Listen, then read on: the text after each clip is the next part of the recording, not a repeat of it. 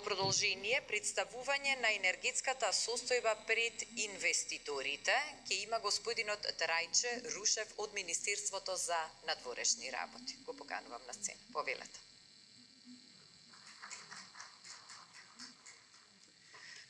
Пред се благодарам на Стопанската комора за енергетика за поканата да ви се обратам на сите. Не би должел многу, зашто времето е кратко.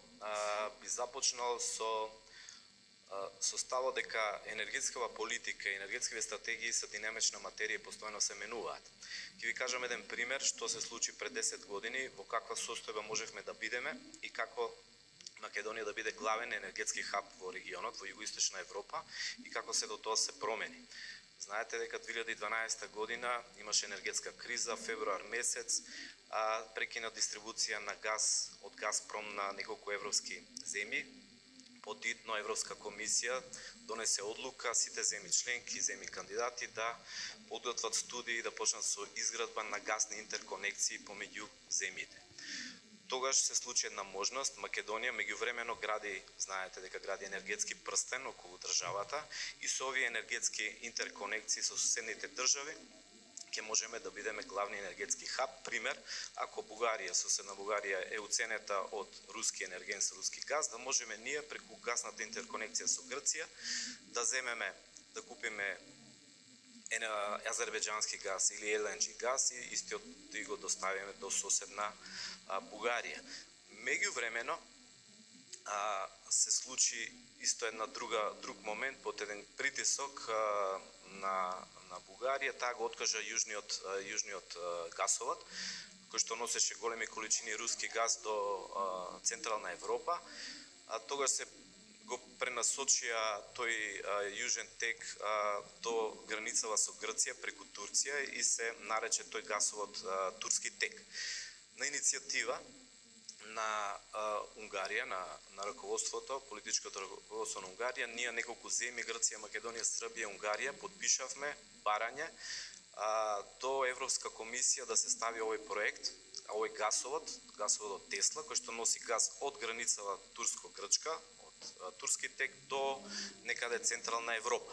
Тој гасовод требаше да поминува низ нашата држава и ќе носеше огромен бенефит за нас и за буџетот.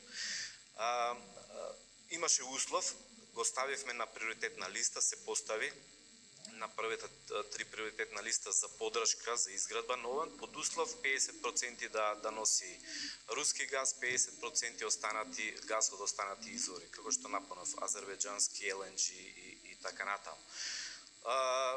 Но кога се увидеа некои наши соседни земји дека ние сакаме да постанеме главен енергетски хаб во овој регион, не беше нормално драго, почна лобирање со писма до енергетска заедница во Виена да сето тоа да се спречи. Меѓувремено нашиот источен сосед отиде со барање до Москва да се врати тој тек назад низ нивната територија и успеа во тоа заради тоа што рускава страна е прагматична. Ако се врати низ бугарска територија тој гасовод турски тек ќе може да биде оперативен за една година, затоа што имаат експроприација на земјиште, цевки, компании и се што треба за да може за една година да почне да се дистрибуира тој газ.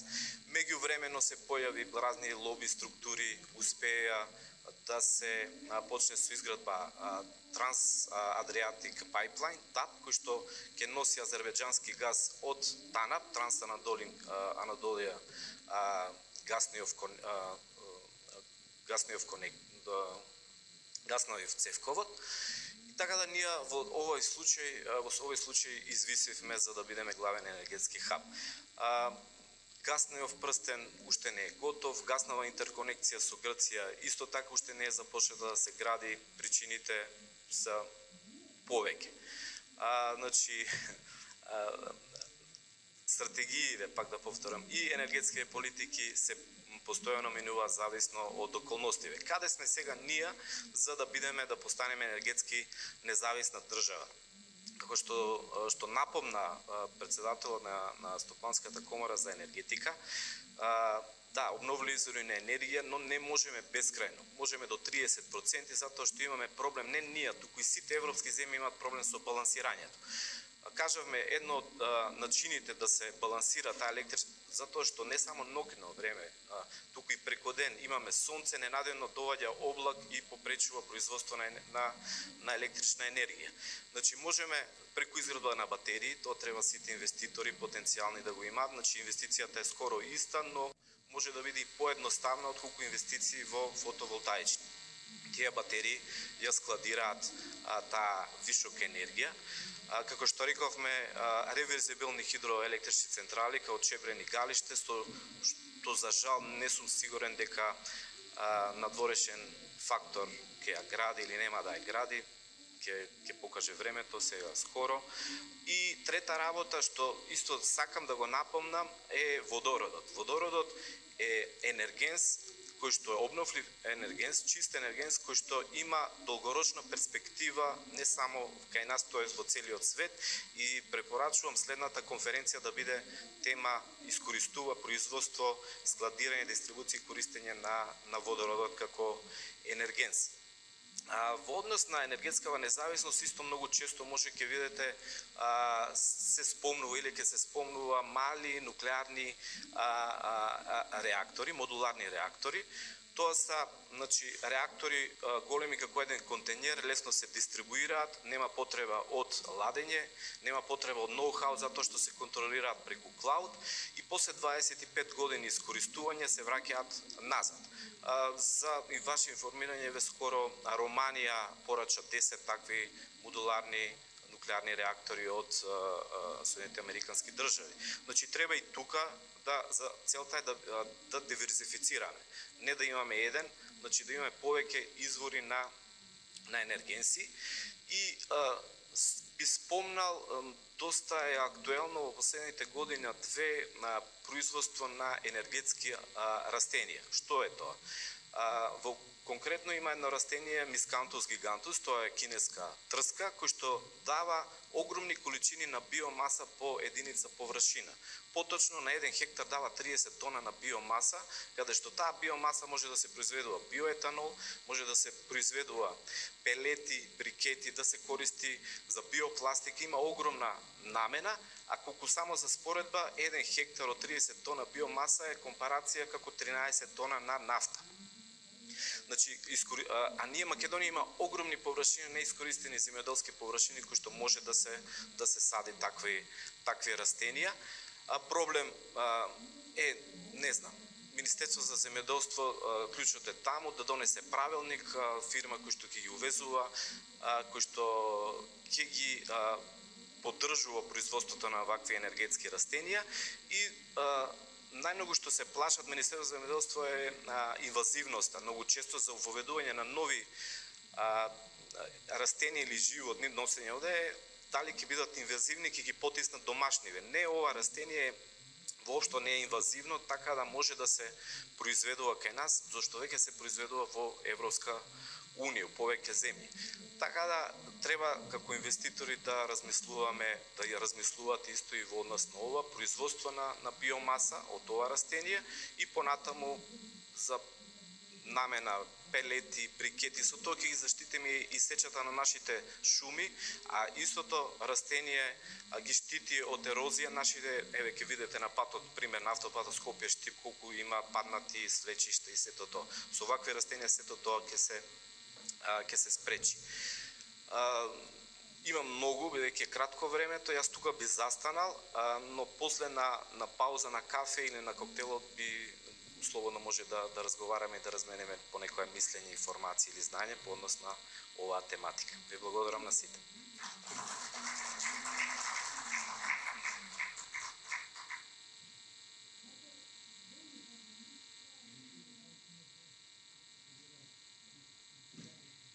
Ви благодариме за презентацијата господин Трајче Рушев, а во продолжение ќе слушнеме нешто повеќе за влијанието на енергетската криза и проблемите со... Му благодарам на председателот на Стопанската комора за енергетика на Македонија, господин Ѓорги Манасков, за неговото обраќање. а во продолжение представување на енергетската состојба пред инвеститорите ќе има господинот Трајче Рушев од Министерството за надворешни работи. Го поканувам на сцена. Повелете.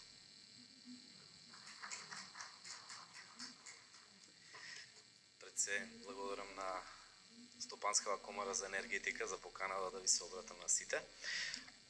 Не би должел многу, зашто времето е кратко. Би започнал со ставот дека енергетскава политика и енергетските стратегии се динамична материја и постојано се менуваат. Ќе ви кажам еден пример што се случи пред 10 години, во каква состојба можевме да бидеме и како Македонија да биде главен енергетски хаб во регионот, во југоисточна Европа и како се до тоа се промени. Знаете дека 2012 година имаше енергетска криза, февруар месец, прекина дистрибуција на газ од Газпром на неколку европски земји. Подитно Европска комисија донесе одлука сите земји членки, земји кандидати да подготват студии и да почнат со изградба на гасни интерконекции помеѓу земјите. Тогаш се случи една можност, Македонија меѓувремено гради, знаете дека гради енергетски прстен околу државата и со овие енергетски интерконекции со соседните држави ќе можеме да бидеме главни енергетски хаб. Пример, ако Бугарија, соседна Бугарија е уценета од руски енерген со руски газ, да можеме ние преку гасната интерконекција со Грција да земеме, да купиме азербејџански газ или LNG газ и истиот да го доставиме до соседна Бугарија. Меѓувремено се случи исто една друг момент под еден притисок на Бугарија, таа го откажа јужниот гасовод, кој што носеше големи количини руски газ до Централна Европа. Тогаш се го пренасочија тој јужен тек до границава со Грција преку Турција и се нарече тој гасовод Турски тек. На иницијатива на Унгарија, на раководството, политичкото раководство на Унгарија, ние неколку земји, Грција, Македонија, Србија, Унгарија, подпишавме барање до Европска комисија да се стави овој проект, овој гасовод Тесла, кој што носи газ од границава турско-грчка, од Турски тек до некаде Централна Европа. Тој гасовод требаше да поминува низ нашата држава и ќе носеше огромен бенефит за нас и за буџетот. Имаше услов, го ставивме на приоритетна листа, се постави на првите 3 приоритетна листа за поддршка, за изградба на ова, под услов 50% да носи руски газ, 50% останати газ од останати извори, како што напомнав, азербејџански, LNG и така натаму.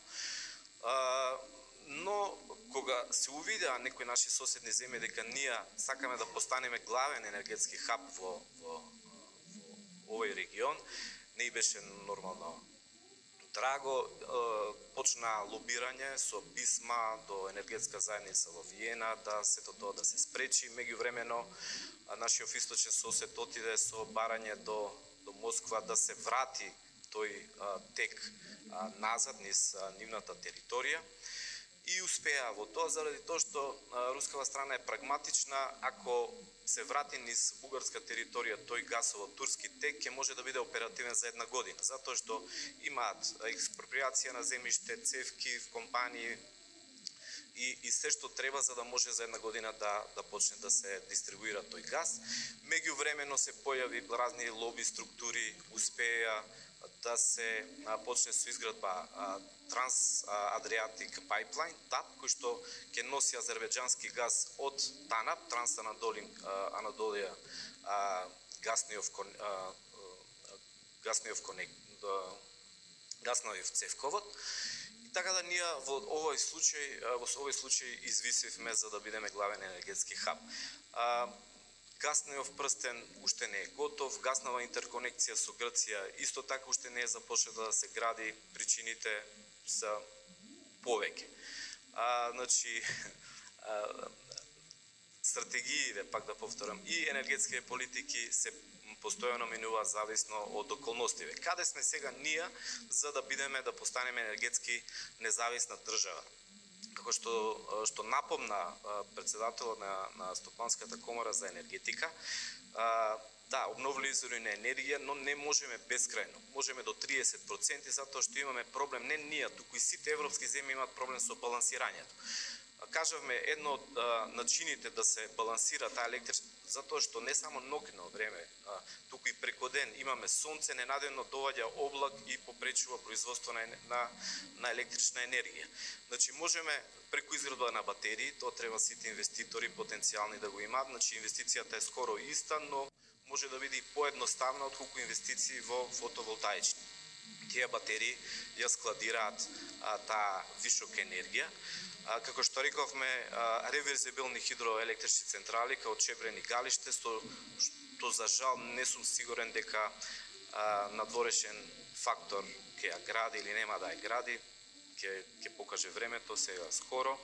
И трета работа што исто сакам да го напомнам е водородот. Водородот е енергенс кој што е обновлив енергенс, чист енергенс кој што има долгорочна перспектива не само кај нас, тоест во целиот свет, и препорачувам следната конференција да биде тема искористува производство, складирање, дистрибуција и користење на водородот како енергенс.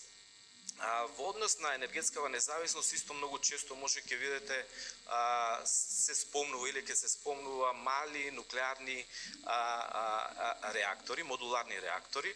Тоа са, значи, реактори големи како еден контейнер, лесно се дистрибуираат, нема потреба од ладење, нема потреба од ноу-хау затоа што се контролираат преку клауд и после 25 години искористување се враќаат назад. За и ваше информирање, ве скоро Романија порача 10 такви модуларни нуклеарни реактори од Соединените американски држави.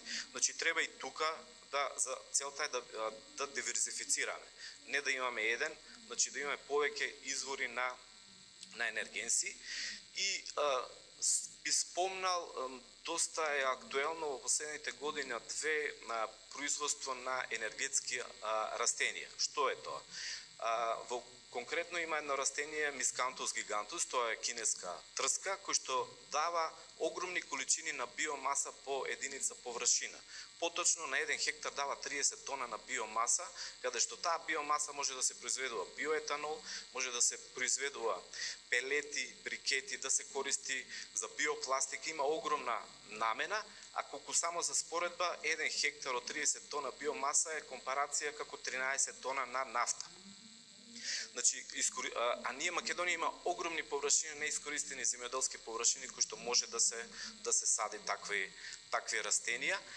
Проблем е, не знам, Министерство за земјоделство, клучот е таму да донесе правилник, фирма кој што ќе ги увезува, кој што ќе ги поддржува производството на вакви енергетски растенија и најмногу што се плашат Министерство за земјоделство е инвазивноста. Многу често за воведување на нови растенија или животни, носење овде, дали ќе бидат инвазивни, ќе ги потиснат домашниве. Не, ова растение воопшто не е инвазивно, така да може да се произведува кај нас, зашто веќе се произведува во Европска Унија, повеќе земји.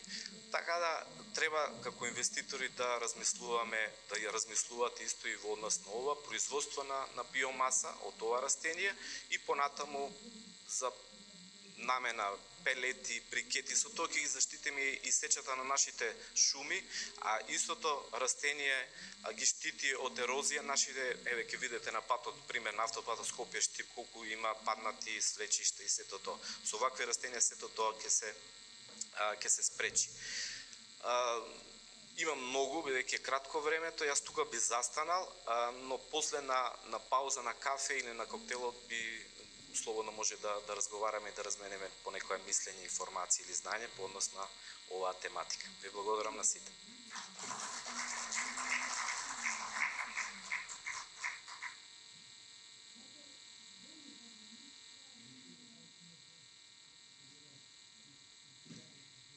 Ви благодариме за презентацијата господин Трајче Рушев, а во продолжение ќе слушнеме нешто повеќе за влијанието на енергетската криза и проблемите